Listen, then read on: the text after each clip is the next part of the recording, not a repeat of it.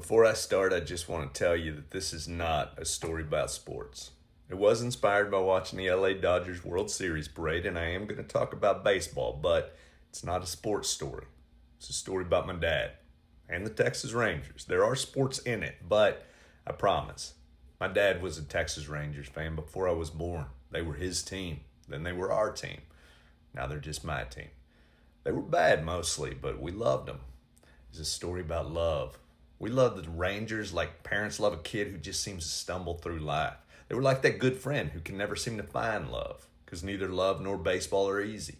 Sometimes it's their fault, sometimes it's bad luck, sometimes it feels like failure's destiny, but you keep stepping up to the plate and you take another swing, because both love and baseball take work, and to win it both requires resilience and a little bit of magic. In case you didn't think this metaphor was long enough, winners in both usually get a ring. This is a story about language, about a father and a son, neither great at expressing feelings, but each very capable of a full-on hug after a Josh Hamilton walk-off home run. The Rangers gave us a metaphor to broach deeper topics, that the season's long, failure's inevitable, and if you can just make contact, something good might happen. That's therapist-level advice dispensed while not even making eye contact. We watched the entire circle of life as Nolan Ryan pitched his superhuman seventh no-hitter in a season he couldn't even finish because of a disappointingly human bad back. It's a story of connection. My dad hated to talk on the phone, except when it was the final 3 outs of the Rangers beating the Yankees to go to the World Series. We watched them lose that World Series, and then the next one. Not making the playoffs is like a breakup, but losing the World Series, that's like being left at the altar. That was probably my dad's last memory of baseball. We still watch because he still spoke the language, but eventually he lost that too.